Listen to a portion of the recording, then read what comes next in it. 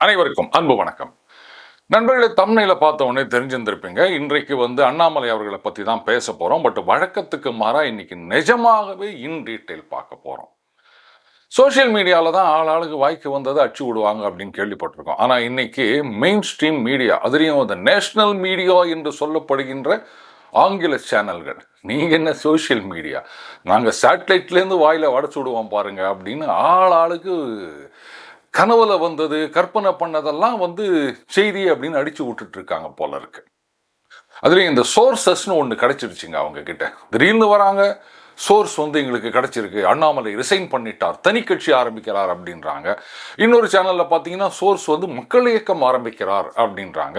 திடீர்னு ஒரு breaking news, எங்களுக்கு தகவல் விட்டது, அண்ணாமலை ராஜினாமா கடிதம், அதுவும் 5 பக்கம் விட்டா அந்த MS வேர்டில் வர மாதிரி இத்தனை வார்த்தைகள் இத்தனை எழுத்து அப்படின்லாம் சொல்லுவாங்க போலகுது. அதுக்கப்புறம் ஒன்றும் சத்தத்தையே காணோம். பாஜக தரப்புலேருந்தும் யாரும் செய்தி வெளியிடவில்லை. அண்ணாமலை அவர்களும் எந்த விதமான ட்வீட்டும் இது சம்மந்தமாக போடலை அப்படின்ன உடனே அப்படியே கொஞ்சம் ட்ராக் மாறுறாங்க. இல்லை, அது ஹோல்டில் வச்சிருக்கு, இவங்க பார்த்து பேசுகிறாங்க, RSS வருத்தத்தில் இருக்கின்றார்கள் அப்படின்னு ஆளுக்கு என்னென்னோ பண்ணிட்டு இருக்காங்க. ஆனால் உண்மை என்ன அப்படின்றத பற்றி யாருமே கவலைப்பட்டதா தெரியல. ஏதோ ஒரு பிரேக்கிங் நியூஸ் அப்படின்னு ஒன்று போடணும், TRP வியூஸ் வாங்கணும். இப்படித்தான் இன்னைக்கு பெரும்பாலான ஊடகங்கள் செயல்பட்டு கொண்டிருக்கின்றன. இன்ஃபேக்ட் நேற்றுக்கு ஒரு இன்டர்வியூவில், அது லிங்க் நான் கீழே கொடுக்குறேன், அவர் கேட்கவே கேட்டார், சார் அண்ணாமலை ராஜினாமா செய்து விட்டார், அதை பாருங்க இந்த சேனலில் நியூஸ் போட்டாங்க அப்படின்னாரு. பட்டு நான் அதை ஏற்றுக்கலை. இல்லைங்க, எனக்கு அத்தன்டிக் இன்ஃபர்மேஷன் வரலை, அதனால் அதை நான் கணக்கில் எடுத்துக்க முடியாது அப்படி சொல்லிட்டு தான் அந்த இன்டர்வியூவை நான் நேற்று கொடுத்தேன். இன்னி வரைக்கும் எந்த விதமான கன்ஃபர்மேஷனும் இல்லை. ரைட், இன்றைக்கு கொஞ்சம் ஸ்ட்ரக்சர்டாக போகலாம் அப்படின்னு என்னென்ன அப்படின்றத முதலையே நான் உங்களுக்கு ஒரு கார்டு போட்டு சொல்லிடுறேன். சரி, அண்ணாமலை அவர்களை பொறுத்த வரைக்கும் அவர் யோசிக்காம ஒரு முடிவெடுக்க மாட்டார். அப்படி முடிவெடுத்துட்டார்னு சொன்னால் யாராலையும் வற்புறுத்தி அதை மாற்ற வைக்க முடியாது. அவர் ராஜினாமா பண்ணுறது அப்படின்னு முடிவெடுத்திருந்தார்னா இத்தனை நாள் கொடுத்த ஆதரவுக்கு நன்றி தெரிவிக்கும் விதமாக மரியாதைக்காக நேராக கொண்டு போயிட்டு அந்த கடிதத்தை கொடுத்துட்டு திரும்பி வந்திருப்பாரே தவிர அந்த பேச்சுவார்த்தை அப்படின்றது இதுக்கெல்லாம் இடமே கிடையாது. ஸோ இது ராஜினாமா பண்ணுறேன் அப்படின்னு மிரட்டி பதிவை வாங்குறார் அப்படின்றதுக்கோ, இல்லை அவருடைய இம்பார்ட்டன்ஸை அவங்களுக்கு புரிய வைக்கணுன்றதுக்காக இது மாதிரிலாம் பண்ணுறார் அப்படின்றதெல்லாம் எந்த விதமான உண்மையும் கிடையாது. என்னுடைய அனுமானம், இது சோர்ஸ் எல்லாம் கிடையாது, ஒன்லி லாஜிக் மட்டும்தான். இந்த மாதிரி பிரச்சனைகள் இருக்குது. இது பாஜகவுக்கான காலம். ஏன்னா அதிமுக மட்டும் இல்லை, திமுகவும் இப்போ பெரிய சரிவை சந்தித்து இருக்கின்றது. ஏன்னா அவங்களுடைய கூட்டணி கட்சிகள் மட்டும் இல்லாமல் அவங்களுடைய ஓட் பேங்க்குமே தாவேகா பக்கம் போயிடுச்சு. இப்போ அதிமுக திமுக ரெண்டுமே ஒரே லெவலில் தான் இருக்காங்க. அண்ட் அவங்க கிட்ட இல்லாத ஒன்று பாஜக கிட்ட இருக்குது அப்படின்னா அது கிரெடிபிலிட்டி அப்படின்றது. ஸோ இந்த நேரத்தில் ஆப்போசிஷன் ஸ்பேஸை பாஜக முழுமையாக ஸ்வீகரித்து கொள்ள வேண்டும். திமுக அவங்க புரிஞ்சுட்டு இப்போ ரொம்ப சிறப்பாக எதிர்கட்சியாக செயல்படுகின்றார்கள். அதிமுக கூட கொஞ்சம் இப்படி எதிர்கட்சியாக செயல்பட ஆரம்பித்து விட்டார்கள். ஆனால் பாஜக என்ன பண்ணிட்டு இருக்காங்க, டோட்டலி சைலண்ட் மோடில் போயிட்டாங்க. அப்போது ஒட்டுக்கா ஏற்கனவே வாக்கு சதவீதம் இழந்ததோடு இல்லாமல் அந்த அப்போசிஷன் ஸ்பேஸையும் மற்றவங்க கிட்ட கொடுத்துட்டு ஒன்றும் இல்லாமல் இருக்கிறதுக்கு ஒரு கட்சி அமைப்பு தேவையா? அப்போது இதுதான் பாஜகவுக்கான சரியான தருணம். கட்சியை ரொம்ப வேகமாக முன்னெடுத்து செல்ல முடியும். அப்போ அதற்கு தேவையான ஒரு அமைப்பு வேண்டும், எந்த விதமான தடைகளும் இருக்கக்கூடாது. இப்படி இருந்தால் மட்டும்தான் பாஜகவை 2031 ஒரு ஆளுங்கட்சியாக மாற்ற முடியும். அதற்கான நடவடிக்கைகளில் இப்போலேருந்தே இறங்கணும். 2029 பார்த்துக்கலாம், 30 பார்த்துக்கலாம் அப்படிலாம் இருக்க முடியாது. இன்னையிலேருந்து ஆரம்பித்தா மட்டும்தான் அது சாத்தியமாகும். அது சாத்தியமாகணும் அப்படின்னா மட்டும்தான் அவர் அங்கே கண்டினியூ பண்ணுறதுல ஒரு அர்த்தம் இருக்குது. அதெல்லாம் இல்லைங்க, பார்த்துக்கலாங்க, அது பாட்டுக்கு போகட்டுங்க, யாரோடையாவது கூட்டணி வச்சுக்கலாங்க அப்படின்னு சொன்னால் அவர் அங்கே கண்டினியூ பண்ணுறதுல எந்த விதமான அர்த்தமும் இல்லை. ஸோ இந்த மெசேஜை தான் அண்ணாமலை கன்வே பண்ண போயிருப்பார் அப்படின்றது என்னுடைய அனுமானம். மறுபடியும் சொல்கிறேன், என்னுடைய அனுமானம் மட்டும்தானே தவிர இது சோர்சஸும் கிடையாது, எதுவும் கிடையாது. ஆனால் அந்த ப்ளூ பிரிண்ட் ஒத்துக்கலை அப்படின்னு சொன்னால் அப்போது அவர் வெளியேறுவதை யாராலும் தடுக்க முடியாது. பாருங்க, பாஜகவுடைய வாக்கு வங்கி சரிந்து விட்டது, 3% வந்துருச்சு, கரெக்டு தான். ஆனால் இந்த போஸ்ட்மார்ட்டத்தில் இப்போ எந்த விதமான பிரயோஜனமும் இல்லை.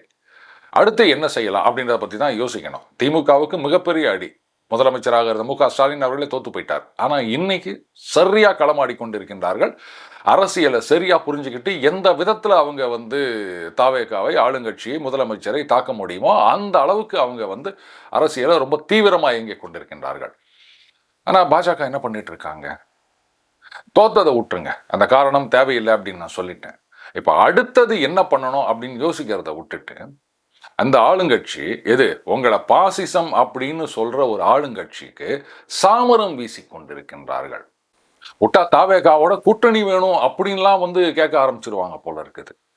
அப்போ இந்த மாதிரி ஆட்களை வைத்துக்கொண்டு நீங்க 2031 பாஜக ஆட்சி அப்படின்னு பேச முடியுமா? இல்லை இங்க ஒரு பாஜக அப்படின்ற ஒரு கட்சி எப்படி செயல்பட முடியும்னு நினைக்கிறீங்க? உங்க கட்சியிலேருந்து போனவங்கெல்லாம் இன்னும் 100 வருஷம் ஆனா கூட நீங்க 1% ஓட்டு வாங்க முடியாது அப்படின்னு கிண்டல் பண்ணி நிற்கிறாங்க. வெக்கமா இல்லை இதெல்லாம் பார்க்கும்போது? அவங்களுக்கு போயிட்டு நீங்க சப்போர்ட் பண்ணி நிற்கிறீங்களே, அப்புறம் உங்களை எதுக்காக கட்சியில் வச்சு நிற்கிறாங்கன்னு எனக்கு புரியல. அதாவதுங்க, இன்னைக்கு திமுக அவங்களுடைய நிலைமையை நல்லா புரிஞ்சுட்டு இருக்காங்க. கூட்டணி கட்சிகள் மட்டும் இல்லாமல் அவர்களுடைய அந்த ஓட் பேங்க் அப்படின்றது தாவேகா பக்கம் போயிடுச்சு. அதை எப்படியாவது மறுபடியும் நம்ம பக்கம் கொண்டு வரணும் அப்படின்ட்டு அவங்களும் தலைகீழாக கஷ்டப்பட்டுட்டு இருக்காங்க. அது அவ்வளவு சுலபத்தில் முடிகிற வேலை கிடையாது. அதிமுக இருக்க பிரச்சனை என்னன்னா, தலைவர்கள் ஒரு பக்கம் அப்படியே மேலே போயினே இருக்கிறாங்க. இந்த பக்கம் கீழே நிர்வாகிகள் பெரிய அளவில் தாவேகா பக்கம் போயிட்டு இருக்காங்க. காரணம் என்னன்னா, இனிமேல் அதிமுகவில் எதிர்காலம் இல்லை அப்படின்றத அவங்க நல்லா புரிஞ்சு வச்சிருக்காங்க. எத்தனை நாளைக்கு தாங்க அவங்க அதிமுக நிர்வாகி அப்படின்னு சொல்லிட்டு உட்காந்துட்டு இருக்க முடியும்? தேர்தலும் போது தீவிரமாக அதிமுகவுக்கு வேலை செஞ்ச ஒருத்தர் ரிசல்ட் எல்லாம் இவங்க பதவி ஏற்றுட்டு ஒரு 10 நாளைக்கு முன்னாடி பார்க்குறேன், தாவேகா கொடியை போட்டுன்னு அம்மா பெரிய ஃப்ளெக்ஸ் வச்சுக்கிறாருங்க. அப்பா நேற்று வரைக்கும் அதிமுக சரிங்க, என்னங்க பண்ண முடியும்? இனிமேல் அங்கே இருந்து ஒன்றும் பிரயோஜனம் இல்லை, அதனால தான் நான் அப்படியே எங்கள் ஆளுங்களோட மாறிட்டேன் அப்படின்னு அப்படியே ஓப்பனாக சொல்கிறார் அவர். இந்த மாதிரி பல இடங்களில் நடந்து கொண்டு இருக்கின்றது. அப்போது அதிமுகவில் மேலே கீழேன்னு 2 இடத்துலையும் ஆட்டம் கண்டு கொண்டு இருக்கின்றது. இந்த இடத்த அப்போசிஷன் ஸ்பேஸை ஃபில்அப் பண்ண வேண்டியது ஒரு அரசியல் கட்சியாக பாஜகவுடைய கடமையா இல்லையா? இப்போ இல்லைன்னா எப்போ? எனக்கு பதில் சொல்லுங்க. எதுவுமே செய்யாமல் உட்காந்துன்னா ஜனங்க உங்களுக்கு ஓட்டை போட்டுருவாங்களா? ஆளுங்கட்சியாக இருந்தால் ஒரு அரசாங்கத்தின் மூலமாக நல்லது செய்ய போறீங்க. எதிர்கட்சியாக இருந்தால் ஆளுங்கட்சி செய்கின்ற தவறுகளை தென்னந்தர் சுட்டி காட்ட வேணாமா? அது சரி, பொண்டாட்டிய தெருவில் விட்டுட்டு ஊர் மேயறவெல்லாம் பிரதமரா அப்படின்னு ஒரு பன்னாட பொது வெளியில கேள்வி கேட்குறான். அதை எதிர்த்து உறக்க குரல் கொடுக்க கூட இங்க யாருக்கும் துப்பு இல்லை. கேட்டால் நாங்கள் ட்வீட் போட்டுட்டோம் அப்படின்லாம் நீங்க சொல்லாதீங்க. எந்த பிரதமரை அப்படின்னு ஒரு கேள்வியாவது நீங்க திருப்பி கேட்டிருக்கணும். எதுவுமே செய்யலையே. இவங்களையே இப்படி அசிங்கப்படுத்தினா கூட ஒண்ணுமே பண்ணாம இருந்தாங்க அப்படின்னு சொன்னா அப்புறம் மக்கள் இவங்களை எப்படி நம்புவாங்க? ஒரு எதிர்கட்சியாகவே உங்களை நம்பலைன்னா அப்புறம் உங்களை எப்படி ஆளுங்கட்சியாக கொண்டு வந்து உட்கார வைப்பாங்க? ஸ்டார் போஸ்ட் இந்த டயலாகே உன்னால சொல்ல முடியலையே, உன்னை எப்படிப்பா பக்கம் பக்கமா டயலாக் பேசுற ஹீரோவா போடுவேன் அப்படின்னு டைரக்டர் கேட்க தானே கேட்பாரு. அந்த மாதிரி தான் ஜனங்களும் அவங்க கேட்க போறாங்க. ஸோ இதுதான் சரியான தருணம் பாஜகவுக்கு. ஏன்னா திமுக என்னதான் எதிர்கட்சியாக சிறப்பாக செயல்பட்டாலும் அந்த கிரெடிபிலிட்டின்றது ஒன்று இருக்கு. எந்த குற்றச்சாட்டு சொன்னாலும் உடனே தாவேக்கால கவுண்டர் கொடுப்பாங்க, நீங்க ரொம்ப யோக்கியமா அப்படின்னு. என்ன இந்த மாதிரி வாக்குறுதியை நிறைவேற்றலைன்னா நீங்க எப்போ நிறைவேற்றினீங்க, தேதி போட்டாங்களா அப்படின்னு கேட்பீங்க. இப்படியெல்லாம் அவங்க சொல்லுவாங்க. பட் பாஜகவுக்கு அந்த பிரச்சனை கிடையாது. அண்ட் அண்ணாமலை அவர்களுடைய அந்த கவுண்டர் அப்படின்றது ரொம்ப எஃபெக்டிவாக இருக்குன்றதையும் நம்ம பார்க்குறோம் எல்லா விஷயத்திலையும். இந்த நேரத்தை நீங்க யூட்டிலைஸ் பண்ணிக்காம விட்டீங்கன்னு சொன்னா அப்போ மக்களுக்கு நீங்கள் துரோகம் செய்கின்றீர்கள்னு அர்த்தம். அந்த துரோகத்துக்கு துணை போவதற்கு அண்ணாமலை தயாராக இருக்க மாட்டார். இதுதான் என்னுடைய கணக்கு. சரி, அப்போ எதிர்கட்சியா என்ன பண்ணணும் அப்படின்னா 21 திமுக ஆட்சிக்கு வந்த பிறகு பாஜக தான் எதிர்கட்சியாக செயல்பட்டார்கள். அதிமுக டோட்டலாக சைலண்ட் மோடில் போயிட்டு அதுக்கப்புறம் பாராளுமன்ற தேர்தலுக்கு 2-3 மாதத்துக்கு முன்னாடி தான் மறுபடியும் நாம தான் எதிர்கட்சியில் எலெக்ஷனில் ஃபைட் பண்ணலை அப்படின்னு ஆரம்பித்தாங்க. அதே மாதிரி சட்டமன்ற தேர்தலையும் அப்படி தான். கடைசி நேரத்தில் பார்த்தீங்கன்னா அதிமுகவுடைய பிரச்சாரம் என்னங்க ஒன்றுமே ஃபுல் ஸ்விங்கில் இல்லை, எடுபடலையே அப்படின்றதுனால தான் அண்ணாமலை அவர்களை மேலிடம் கூப்பிட்டு நீங்கள் தீவிரமாக பிரச்சாரத்தில் இறங்குங்க அப்படின்னு கேட்டுக்கிறாங்க. இது நம்ம எல்லாருக்குமே தெரியும். அப்படி இருக்குச்சு. இன்னைக்கு ஆக்டிவ் மோடில் போனோம்னா சார் 6 மாதம் டைம் கொடுங்க, 1 வருஷம் டைம் கொடுங்க. ஏன் பாஜகவின் தமிழ் மாநில துணைத் தலைவரே சொல்லிட்டாங்க 1 வருஷம் டைம் கொடுங்க. 1 வருஷம் இல்லைங்க, நீங்கள் 10 வருஷம் கூட எடுத்துக்காங்க, அது வேற விஷயம். எந்தெந்த விஷயத்துல டைம் கொடுக்கறது அப்படின்னு ஒன்று இருக்கு. வாக்குறுதியை நிறைவேற்றுற விஷயங்கள் எடுத்துக்கங்க. அதில் முக்கியமாக இந்த விலையில்லா இலவச திட்டங்கள். சரி, ரைட், அதுக்கு டைம் கொடுங்க. அடுத்தது இன்வெஸ்ட்மெண்ட்டை கொண்டு வருது, வேலை வாய்ப்புகளை அதிகரிப்பது, இந்த மாதிரி விஷயங்கள் அப்படின்னா கரெக்ட், இதுக்கும் டைம் கொடுங்க. திடீர்னு எடுத்த உடனே நாங்கள் வந்து ஒரு 100 கம்பெனியை கூட்டின்னு வந்து இங்கே தொழிற்சாலை ஆரம்பிங்க அப்படின்லாம் சொல்ல முடியாது. அதுக்கு ஒரு ப்ராசஸ் இருக்குது. ஆனால் சட்டம் ஒழுங்கு அப்படின்றதுக்கெல்லாம் நீங்கள் டைம் கொடுத்துட்டு இருக்க முடியாதுங்க. சரி, புச்சா வந்துக்கிறாங்க, அதனால் ஒரு வருஷத்துக்கு என்ன சட்டம் ஒழுங்கு கெட்டு போனாலும் கேட்காதீங்க அப்படின்னு இருக்க போகிறீங்களா? ஆனால் இதுக்கு டைம் கொடுங்க அப்படின்னு கேட்டுனுக்கிறாங்க ஒரு சிலர். அப்போ எந்த இடத்துல ஒரு எதிர்கட்சியா கேள்வி கேட்கணுமோ அதை கேட்கணும், எந்த இடத்துல டைம் கொடுக்கணுமோ அதை கொடுக்கணும். அண்டு அந்த எண்மண் எண் மக்கள் யாத்திரை அது மிகப்பெரிய உத்வேகத்தை உருவாக்கிய அந்த மாதிரி மறுபடியும் பாஜக வந்து அந்த மக்களோடு மக்களாக இது வந்து ஒரு அருமையான சந்தர்ப்பம். ஏன்னா திமுக ஆட்சியில் இருந்த வரைக்கும் அங்க முதலமைச்சர் அவர் வந்து பல இடங்கள்ல மக்களோட மக்களாக, சார் இது கூட்டி வரப்பட்ட கூட்டம் அப்படின்னு சொன்னாலுமே பொதுமக்களோட வந்து இன்ட்ராக்ட் பண்றது அப்படின்றதெல்லாம் இருந்தது. ஆனா இங்க முதலமைச்சர் அந்த மாதிரி இன்ட்ராக்ட் பண்ணுவார் அப்படின்னு நீங்க எதிர்பார்க்க முடியாது. அமைச்சர்கள் பண்ணிட்டு இருக்காங்க, பட் அந்த இன்எக்ஸ்பீரியன்ஸ் அப்படின்றது நல்லாவே தெரியுது. அந்த கேப்பை இன்னைக்கு பாஜக சரியாக உபயோகப்படுத்திக் கொள்ளலாம். அந்த மக்களுடன் மறுபடியும் கலப்பது, அதுக்கப்புறம் அவங்க பிரச்சனைகளுக்கு குரல் கொடுப்பது, இது ரெண்டு மட்டும்தான் பாஜகவுடைய செல்வாக்கை இங்கு உயர்த்தும். அதுக்கு வந்து கட்சிக்காரங்க, மாவட்ட நிர்வாகிகள், லோக்கல்ல இருக்க நிர்வாகிகள் அப்படின்னு எல்லாரையும் வந்து ஆக்டிவ் மோடில் ரொம்ப ஸ்பீடா செயல்பட வைக்க வேண்டும். ஆனா அதை விட்டுட்டு தம்பி வேகமா போகாதீங்க, நாங்கள்லாம் வயசானவங்க, கொஞ்சம் நிதானமா போங்க இப்படின்னு சொல்லிட்டு இருந்தீங்கன்னா, சாரி நான் இந்த பஸ்ல வர்றதுக்கு தனியா ஒரு 2 வீலர்லயே வந்துட்டு போறேன் அப்படின்னு இறங்கி போவதுதான் சரியான முடிவாக இருக்கும். அடுத்தது அண்ணாமலை அவர்களுக்கு எதிராக வைக்கப்படும் குற்றச்சாட்டுகள் நம்ம ஏற்கனவே பேசியிருக்கோம். பட் இந்த தடவை சுருக்கமாக சில விஷயங்களை மட்டும் பார்த்துடலாம் அப்படின்னு.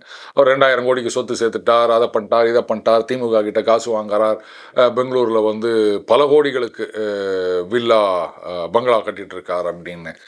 இது நீங்கள் அண்ணாமலை மீது வைக்கிற குற்றச்சாட்டா தெரியல, ஒட்டுமொத்தமாக பாஜக மீதும் அதுக்கப்புறம் மத்திய அமைச்சர் அமித்ஷா அவர்கள் மீதும் ஃபினான்ஸ் மினிஸ்டர் நிர்மலா சீதாராமன் அவர்கள் மீதும் வைக்கிற குற்றச்சாட்டாக தான் நான் பார்க்குறேன். இப்படி வருமானத்துக்கு அதிகமாக சொத்து சேர்த்துருக்கார், அவர் வந்து கொள்ளை அடிச்சிருக்கார் அப்படின்னு நீங்கள் சொல்கிறது உண்மையாக இருந்தால், அப்போ அண்ணாமலை அவர்கள் மீது சட்ட ரீதியான நடவடிக்கை பாஜக எடுக்கலை அப்படின்னு சொன்னால் அப்போ அவங்களும் அதுக்கு உடந்தைன்னு தானே அர்த்தம். அப்போ நீங்கள் அமித்ஷா மேலேயும் நிர்மலா சீதாராமன் அவர்கள் மேலேயும் குறை சொல்கிறீங்களா? அவங்களும் ஊழலுக்கு உடந்தை அப்படின்னு சொல்கிறீங்களா? சரி, இவ்வளோ ஊழல் அப்படின்னு சொல்கிறீங்களே, நானும் போகிற இடத்துலலாம் கேட்டுனுக்கிறேன். அந்த ஆதாரங்கள் காப்பியாக ஒரு செட்டி என்கிட்ட குத்திங்கன்னா நான் நேராக, நீங்கள் கூட போவானாங்க, உங்களுக்கு இஷ்டம் இல்லாமல் இருக்கலாம், உங்களுக்கு பணம் தேவையில்லாமல் இருக்கலாம், நான் நேராக ஹேட் ஹவுஸ் ரோடு போயிட்டு இன்கம் டேக்ஸ் டிபார்ட்மெண்ட்டில் ஐயா இவ்வளோ ஆதாரங்கள் இருக்குது, அப்படியே அந்த சொத்தெல்லாம் சீஸ் பண்ணிட்டு 10% எனக்கு கொடுங்க அப்படின்ட்டு நான் வாங்கிட்டு வந்துடுறேன். எல்லாமே ஒரு கற்பனையில் கட்டப்பட்ட அவதூறுகள் தானே தவிர வேற ஒன்றுமே கிடையாது. நிஜமாகவே அதெல்லாம் வந்து சஸ்டைனபிள் எவிடன்ஸாக இருந்ததுன்னு சொன்னால் சட்டப்பூர்வமான நடவடிக்கை எடுத்திருக்கலாம். இப்போ நான் சேலஞ்ச் பண்ணுறேன், ஒருவேளை அண்ணாமலை அவர்கள் வந்து தவிர்க்க முடியாத காரணங்களால் கட்சியை விட்டு வெளில வரார் அப்படின்னு வச்சுக்கோங்களேன். சரி, இவ்வளோ நாள் தான் அவர் பாஜகவில் இருந்தார், பாஜக விட்டு வெளில வந்த பிறகாது அவர் மேலே ஊழல் புகார் சொன்னாங்கல்ல, யாராவது ஒருத்தர் அவருக்கு எதிராக நடவடிக்கை எடுப்பாங்களா? ஆனால் யாரும் முன் வர மாட்டார்கள். ஏன்னா இதுதான் அவங்க லட்சணம். காசுக்கு சீசனுக்கு ஏற்றபடி கூவுறதுக்கு அப்படின்னு நிறைய பேர் இருக்காங்க. அவங்க சொல்கிறதெல்லாம் வந்து குற்றச்சாட்டுகள் அப்படின்னு வச்சுட்டு பாருங்கள், அவர் மேலே இவ்வளோ அலகேஷன்ஸ் இருக்குது அப்படின்னா, அலகேஷன்ஸ் யார் மேலே வேணால் யார் வேணால் தூக்கி விட்டு போயினே இருக்கலாங்க. ஒரு நடுநிலையாளர் அப்படின்னு சொல்லிக்கிறவர் அவர் மீதே வந்து ஜாதிய ரீதியான குற்றச்சாட்டு வைத்தார்கள். இப்போ அவர்கிட்ட போயிட்டு, என்னங்க உங்கள் மேலேயே இந்த மாதிரி குற்றச்சாட்டு வச்சுக்கிறாங்க, இதுக்கு நீங்கள் என்ன பதில் சொல்கிறீங்க, அது பொய்ன்னு நீங்கள் நிரூபிங்க அப்படின்னு கேட்டால் அவர் என்ன சொல்லுவார்? யோ என்னையா அது, எவனோ ஒருத்தன் எதையோ வாய்க்கு வந்தால் உளறி போட்டான், நான் எப்படியா இல்லைன்னு ப்ரூவ் பண்ண முடியும்? கேட்பாரா மாட்டாரா? ஆனால் அண்ணாமலை மேலே மட்டும் வாய்க்கு வந்ததெல்லாம் அவன் சொல்லிட்டு போவாங்க. இவர் நிரூபிக்கணுமா அந்த ஊழல் குற்றச்சாட்டில் உண்மை இல்லைன்னு? உண்மை இருக்குன்னு நீதாண்டா நிரூபிக்கணும், குற்றச்சாட்டு சொல்கிறவன். அடுத்த குற்றச்சாட்டு, இது பாருங்க, அண்ணாமலை அவர்கள் அவருக்கு அரசியலில் முன் அனுபவமே கிடையாது, அவரை ஐடென்டிஃபை பண்ணி அவரை க்ரூம் பண்ணி அவரை அரசியலுக்கு கொண்டு வந்து அவரை மாநில தலைவராக்கி இன்னைக்கு கிட்டத்தட்ட நாடு முழுவதும் தெரிகின்ற ஒரு தலைவராக ஆக்கி வச்சுக்கிறாங்கன்னா அதுக்கு பாஜக தான் காரணம். அப்போ அவங்க சொல்றது எல்லாத்தையும் கேட்கணும். அதுக்கு கட்டுப்படலை அப்படின்னா இதெல்லாம் சரியா அப்படின்லாம். சரி, இப்போ மோடி அவர்கள் எடுத்துக்காங்க. அவரை ஆளாக்கினது ஆர்எஸ்எஸ், அதுக்கப்புறம் அவருக்கு பதவி கொடுத்தது பாஜக. இன்னைக்கு 3வது தடவையா பிரதமராக இருக்கின்றார். சரி, நாங்க தான் அவரை பிரதமராக உருவாக்கினோம், அதனால நாங்க சொல்றபடி கேட்கணும், இல்லைன்னா நாங்க மோதியை தூக்கிட்டு இன்னொருத்தரை கொண்டு வருவோம் அப்படின்னு யாராலையாவது சொல்ல முடியுமா? உடனே டக்குன்னு ஒரு கேள்வி வரும். அது பாருங்க, மோடி அவர்கள் கட்சி கட்டுப்பாட்டுக்கு எதிராக நடக்கல, ஆனா அண்ணாமலை அவர்கள் அப்படின்னு ஒரு கேள்வி வந்ததுன்னா ஒரே ஒரு பதில் தான், கட்சியை வளர்க்கணும், ஆட்சியை பிடிக்கணும்னு சொல்றது கட்சி கட்டுப்பாட்டுக்கு எதிரானது அப்படின்னு நினைச்சீங்கன்னா அந்த கட்சி கட்டுப்பாட்டை தூக்கி குப்பையில போடுங்க.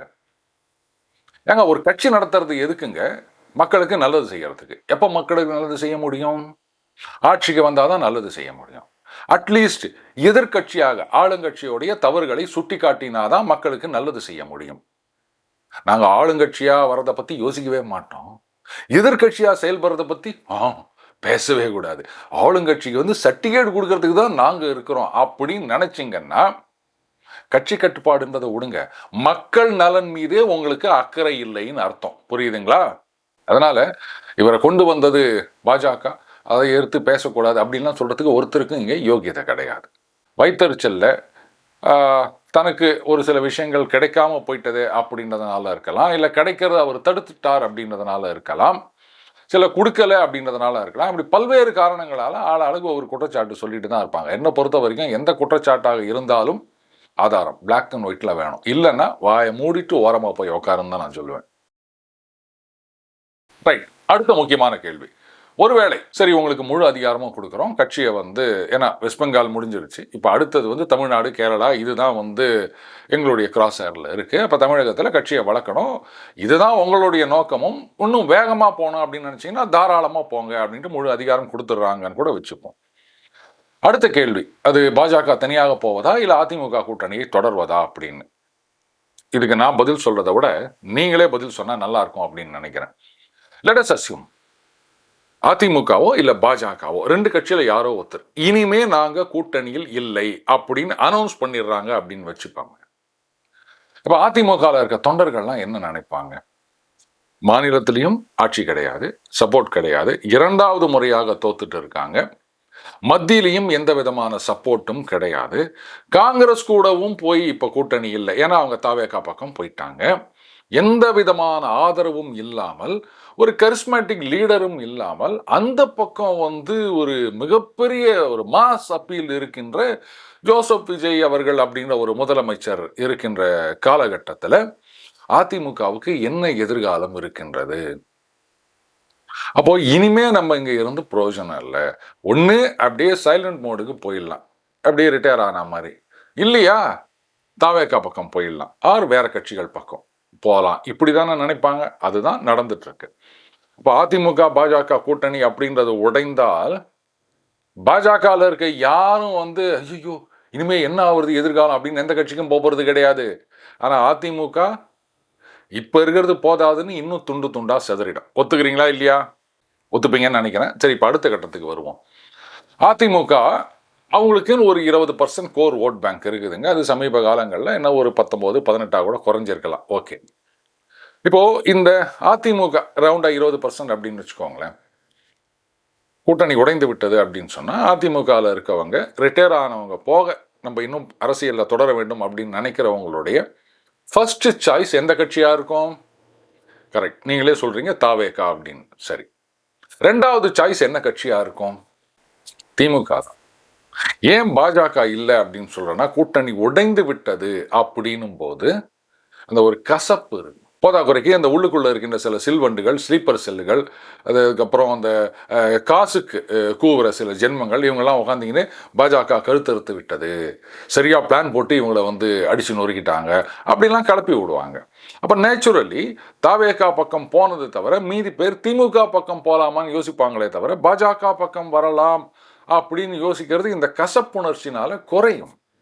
அப்போ அந்த அதிமுகவுடைய வாக்கு வங்கி அப்படின்னு சரியும் போது தாவேகா அதுல பெரிய அளவு பலத்தை எடுத்துக்கொள்ளும், திமுக ஓரளவுக்கு எடுத்துக்கொள்ளும், மீதி கொஞ்சம் அதிமுகவிலேயே தங்கும், ஒரு சின்ன பர்சன்டேஜ் பாஜக பக்கம் வரலாம்.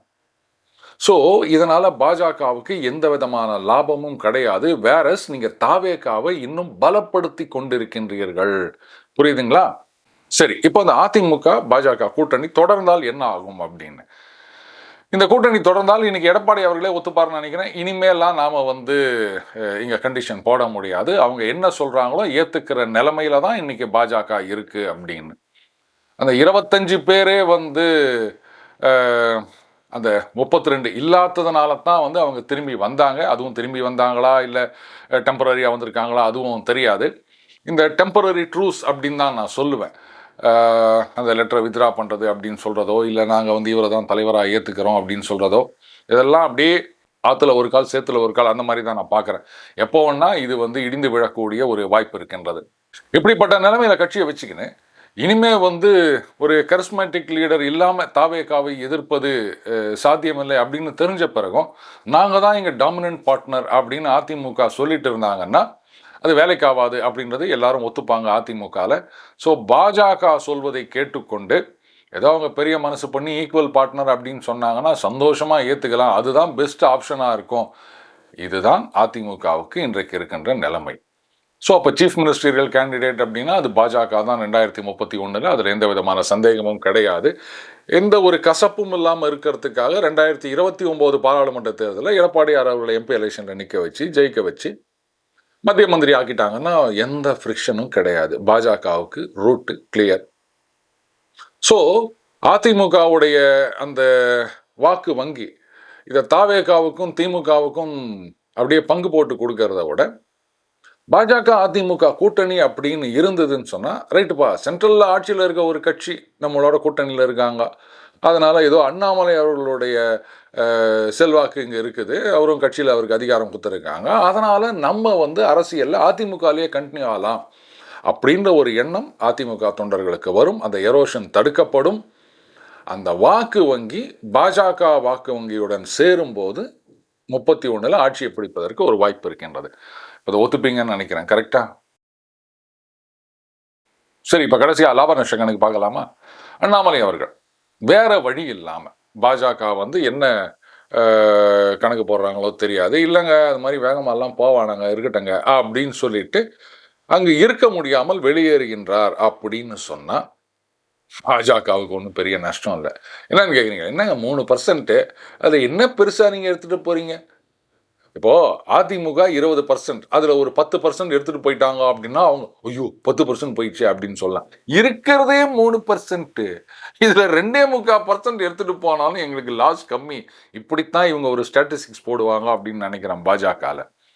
அதனால் அவங்களுக்கு அதை நஷ்டம்னு ஒத்துக்க மாட்டாங்க.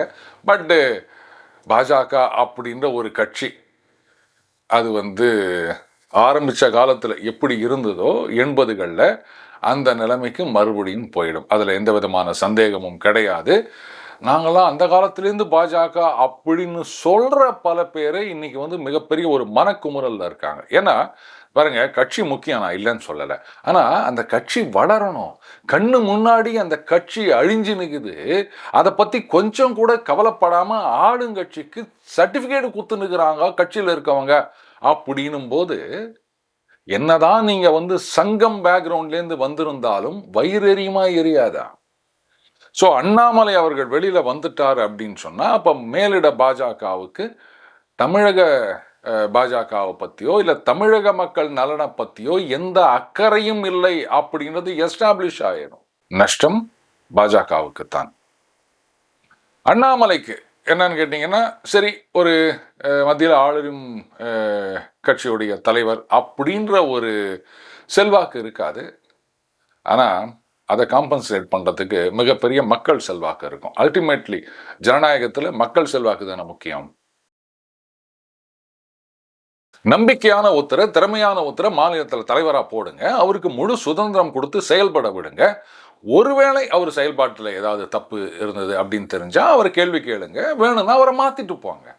ஆனால் எல்லாமே எங்களை கேட்டு செய்யணும் அப்படின்னா எல்லா மாநிலத்துக்கும் நீங்கள் ஒத்துரே முடிவெடுப்பீங்க அப்படின்னு சொன்னால் இதுதான் சர்வாதிகாரம் அப்படின்றது. காங்கிரஸ்ல இருந்து அதே கல்ச்சரை இவங்க ஃபாலோ பண்ணுறது அப்படின்னு, அதே கல்ச்சரை ஃபாலோ பண்ணிட்டு அப்புறம் வேற ரிசல்ட் வரும் அப்படின்னு எதிர்பார்க்க முடியுமா? காங்கிரஸ் மாதிரி தான் பாஜக ஆகும் அப்படின்றது புரியலையா அவங்களுக்கு? அடுத்தது, ஒரு மாநிலத்தில் யாரை நிற்க வைக்கணும், யாரை எந்த பதவிக்கு போடணும் அப்படின்றது அந்த மாநிலத்தில் இருக்கவர் முடிவு எடுக்கணுமா, இல்லை டெல்லியில் யாரோ உக்காந்துன்னு முடிவு எடுக்கணுமா? டெல்லியில் உக்காந்துட்டு இருக்க ஒருத்தருக்கு எல்லா மாநிலத்திலையும் கீழ்மட்டம் வரைக்கும் இருக்கிற தொண்டர்களை பற்றி, அவங்களுடைய திறமையை பற்றி எல்லாம் தெரியுமா? இதுக்கப்புறம் மாநிலத்தில் ஒரு யூனிட்னு வச்சுருக்கிறீங்க, எல்லாமே மேலேருந்து பண்ணிட்டு போக வேண்டியது மாநில தலைவர்களே வேணாம். ஸோ இது தமிழகம் மட்டும் இல்லை, எல்லா மாநிலங்களிலும் இந்த மாதிரி கொண்டு வந்தால் மட்டும்தான் காங்கிரஸை மட்டும் இல்லை மாநில கட்சிகளையும் எஃபெக்டிவாக எதிர்க்க முடியும் பாஜகவால். அதை விட்டுட்டு இல்லைங்க மாநிலத்திலலாம் அதிக அதிகாரம் கொடுத்தா நாளைக்கு அவங்க எங்களுக்கே ஒரு எதிர்ப்பாக வந்துட்டாங்கன்னா என்ன பண்ணுறது அப்படின்னு காங்கிரஸ் மாதிரியே ஃபீல் பண்ணிங்கன்னா, மறுபடியும் சொல்கிறேன், காங்கிரஸ் மாதிரியே போகிறதுக்கு தயாராக இருங்க. ஒருவேளை அதெல்லாம் வேணாங்க, பாஜக எதுக்கு நீங்கள் இவ்வளோ சுறுசுறுப்பாக செயல்படணும் அப்படின்னு நினைக்கிறீங்க? தேவையே இல்லை. இங்கே பாஜக ஆட்சிக்கு வரணுன்றது அவசியமே கிடையாது அப்படின்னு பாஜக மேலிடம் முடிவெடுத்தாங்கன்னு சொன்னால் அதுக்கு ஒரே ஒரு காரணம் தான் இருக்க முடியும். என்னன்னு கேட்குறீங்களா? எதுக்குங்க நாம கஷ்டப்பட்டு மறுபடியும் கட்சியை வளர்த்து ஆட்சிக்கு வருது? அதான் தாவேகா. நம்மளுடைய திட்டங்களை எல்லாம் அவங்க சிறப்பாக செயல்படுத்துகின்றார்கள். அதுக்கப்புறம் நாம் ஆட்சியில் உக்காந்தின்னு இந்த கெட்ட பேர்லாம் வாங்கிக்கணுமா? அவங்க செஞ்சுட்டு போகிறாங்கன்னும் போது யார் செஞ்சான்னா 4 பேருக்கு நல்லதுன்னா எந்த கட்சி ஆட்சியில் இருந்தாலும் தப்பு இல்லை அப்படின்றது தான் காரணமாக இருக்கும். மீண்டும் அடுத்த போது சந்திப்போம். வணக்கம்.